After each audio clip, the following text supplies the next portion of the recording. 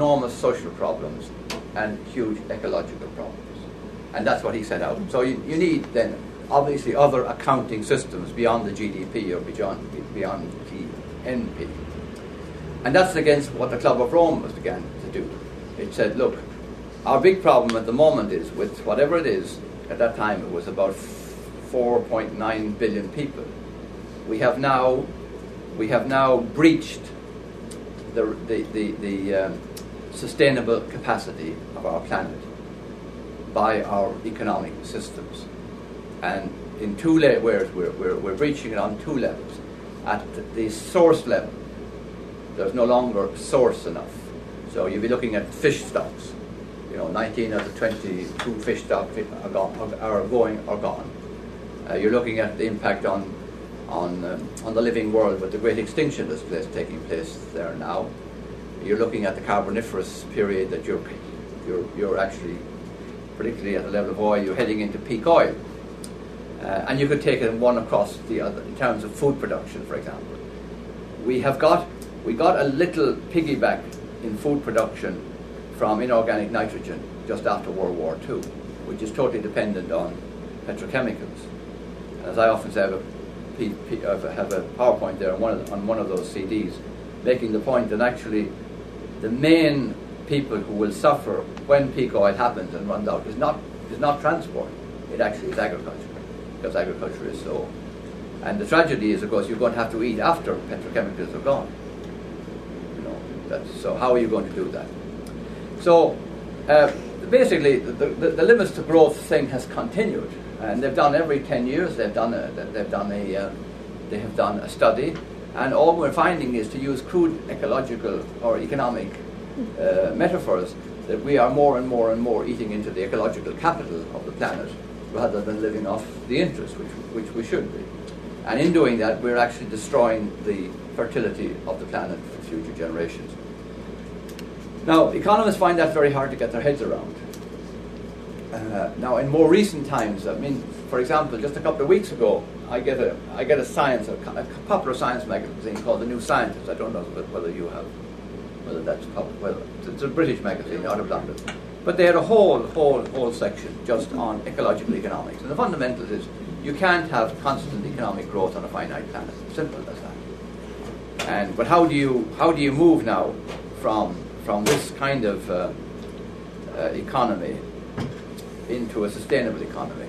One of the things I think we always miss and makes it very difficult is the only indices of economics we get are all to do with monetary or fiscal realities. We're told what the GDP is, growth, our deficit is now. We're told how the stock market is doing. We're told how currency exchanges are going. But we're not told about, well, what's the quality of our soils? Like, the fertility of the soils of Iowa. Like, are they as fertile and full of nutrients now as they were 30 years ago? We don't get that. Another one we don't get on water. What's the quality of water? What's the availability of water? So that makes it very difficult, to frame an economic system. And one of the better people who has done it is, of course, I don't know where he's teaching now, Herman Daly. Is he teaching in Maryland? Maryland, yeah. He was there when I was here as a student. He and John Cobbs, all of you would be familiar with that book, For the Common Good. So that's the kind of the statement of the problem. I suppose, to go back to the cosmological thing that we talked about, the cosmological story always ends in concreteness. It never ends in an idea, because we way back to Kant and nonsense. Certainly it would be negatize anything that Berry meant by. So in other words, you're back to a particular bioregion, and the challenge to humankind: how do we live in a mutually enhancing relationship in this particular bioregion right now? So there's a whole lot of other factors that just to throw into the mix about trade. From basically World War II on, and even before World War II, transport costs weren't a major issue in terms of global trade for almost anything. Bringing fruit from New Zealand to Europe wasn't a central cost. That's all going to change with peak oil, which Last year it was $140 a barrel. Now it's gone down because of the recession. But as if the economy starts to gear up again, petrochemicals are going to put major constraints. The other thing, of course, is that there was a kind of a fantasy world from the 70s on that food could be shipped all over the world, and the whole notion of food security didn't have to be somewhere related to the fact that wherever you're living, you have to produce the vast majority of the food that people actually use fairly close to where it's been actually consumed. So governments, like the Philippine government, partly because of trade agreements, it became more economic in the worst sense and efficient to actually import rice from Thailand and from California than to grow rice locally. So in the last 3 or 4 years, the Philippine government only has 80% stock of rice for its own people. And remember, a year ago they were in crisis. They were one of the actually countries that set the food prices increase here on the Chicago corn exchange, because Thailand was saying that they were not going to export to them, and California was dithering also. So here you have potential riots with a 20% deficit in your basic and staple food.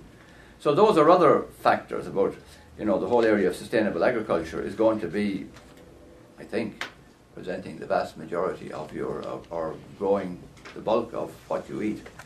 Certainly your staples, not too far from where you're living. So they change the dynamics of many of the arrangements.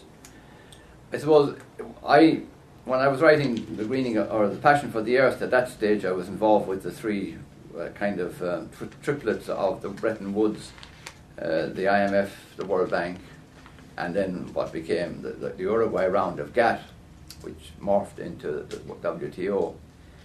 I suppose the thing that we really got exercised about as missionaries and as Columbans was the TRIPS, trade-related intellectual properties, particularly around living organisms, and particularly around food, because what we see very clearly is we see that a handful of very powerful corporations is attempting to get its claws on the seeds of the staple crops of the world, totally control them, engineer them for their own benefit to be resistant to their own particular glyphosate, have got the courts of this country behind them since 1980 to ensure that everything they do is their property and you have no rights to, because it's now patented, and it's just a frightening scenario.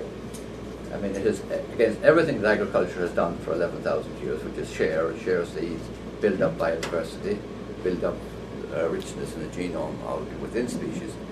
So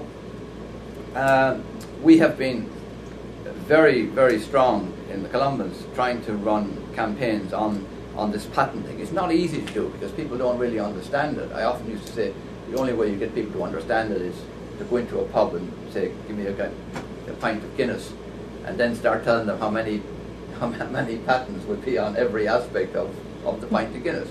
Then I think guys let the glass fall and get serious. But I mean, when I say to people, 25% of all your genes are now private property of a company, and for women particularly, 2 or 3 of the genes that are involved in cancer, the mammary glands, are actually now the private property of a company. That you never gave them permission, your legislature never gave them permission. Your court did it, and it was generalized through the general agreement, or through the general agreement. The Uruguay round is the general agreement on tariffs and trade.